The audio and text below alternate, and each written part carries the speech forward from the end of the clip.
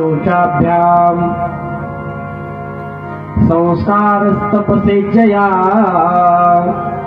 शुद्धन्ति दाने संतुष्ट्या द्रव्यान्यात्मात्मविद्यया। बघा कशाने काय शुद्ध होतं, काय केल्याने काय पवित्र होतं।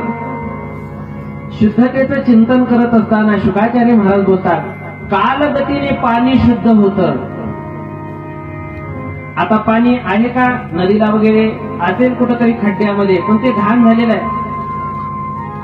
नळाला सुद्धा आता कसलं पाणी येतंय, काळभोर येते का?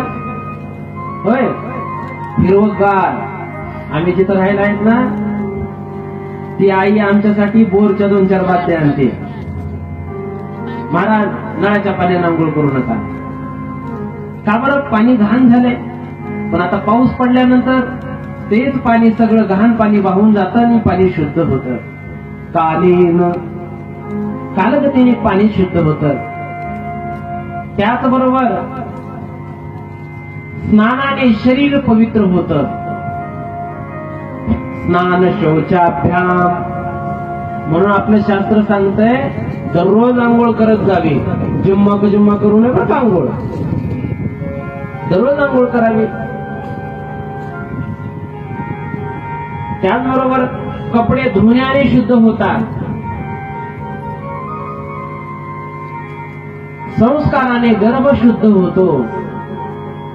एखादी माऊली गर्भवती असेल ना, तिने पवित्र राखलं पाहिजे, त्या बाळावर संस्कार केले पाहिजे, तो गर्भ असणारा शुद्ध होतो, पवित्र होतो।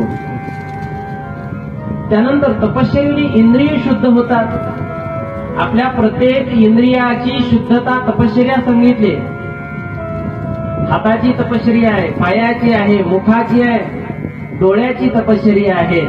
माहिती आहे का तुम्हाला? नाही, आपल्याला फक्त तोंडाचं काम एकच माहिती, जेवायचं आणि दुसऱ्याचे उकंडे उकरायचे, उचापट्या करायच्या, एवढंच काम माहिती आहे आपल्याला। डोळ्याने वाईट पाहायचं, हाताने कोणाचं तरी वाईट करायचं, पण याच्याकरिता इंद्रिय दिलेली नाही। इंद्रियाची सुद्धा शुद्धी सांगितली। मुखाची शुद्धी आहे, हाताची शुद्धी आहे, पायाची शुद्धी आहे।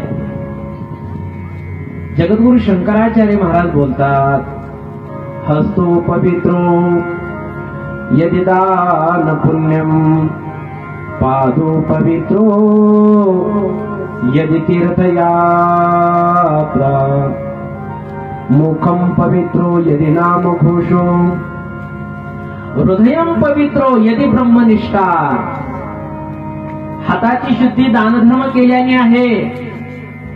आपल्या हाताने जर दानधर्म केला तर याला हात म्हणावं, शुद्ध होतं।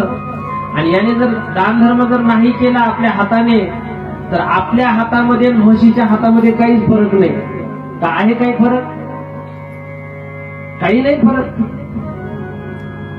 पायाने जर तीर्थयात्रा केली नाही, देवाकडे गेलो नाही, संताकडे गेलो नाही, काही उपयोग नाही।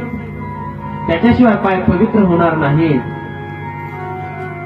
मुखाने भगवंताचं नामचिंतन जर नाही केलं तर मुखाची शुद्धी नाही। मुखम पवित्रो यदि नाम घोषो, भगवंताचं